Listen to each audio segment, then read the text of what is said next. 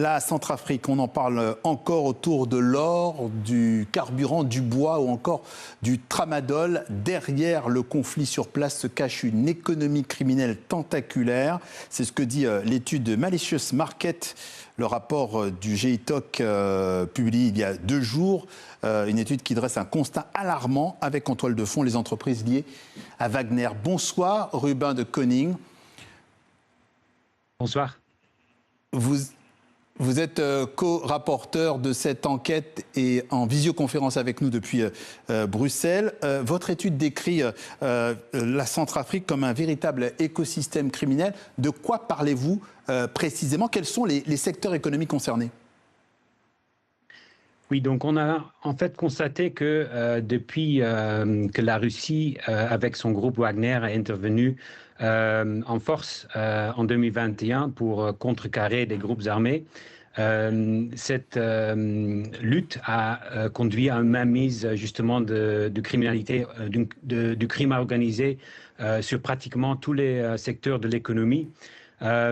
On a vu que les entreprises liées à Wagner, qui est pourtant sous sanction aux États-Unis en tant que réseau criminel, contrôlent les plus importantes mines d'or du pays, alors que des réseaux criminels au sein de l'État profitent illégalement surtout du secteur du carburant et l'élevage.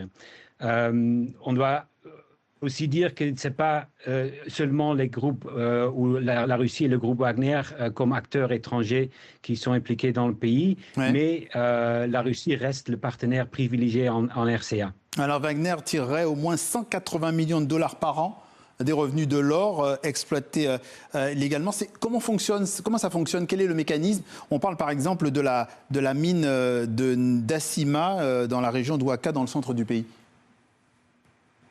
Oui, tout à fait. La mine d'Assima, c'est la plus importante. C'est la seule mine industrielle au pays qui a été développée par Midas Resources depuis 2022. Et c'est une société écran du groupe Wagner. Et cette mine est estimée à produire environ 5 tonnes d'or par an.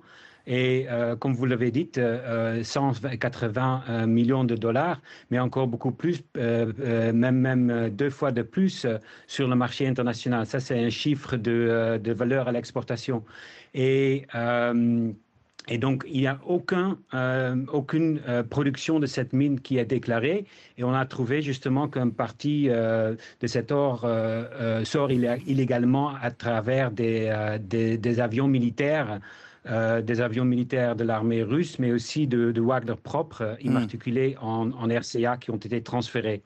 On a trouvé également maintenant, et ça c'est un nouvel finding du rapport, que une partie de cet or est officiellement exportée, vendue à des exportateurs officiels, notamment Sigma Gold, et c'est une entreprise qui a des liens de propriété aux Émirats. Vous évoquez on a constaté que... Vous évoquez aussi donc une porosité entre réseaux criminels et institutions publiques. L'État est-il, selon vous, infiltré par ses intérêts? Et si oui, selon vous, jusqu'où?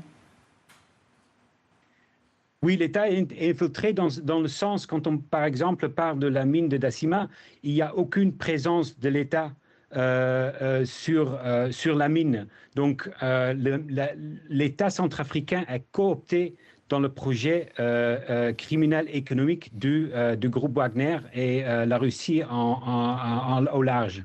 Ouais. Ruben de Koning, un petit pas de côté. Comment expliquez-vous qu'en Centrafrique, les équipes de Wagner sont restées présentes alors qu'au Sahel, elles ont été remplacées par Africa Corp? Oui, justement. Donc, on a vu effectivement que le Wagner a été remplacé au Mali et d'autres pays en Afrique. Et en Centrafrique, ils sont restés au pouvoir.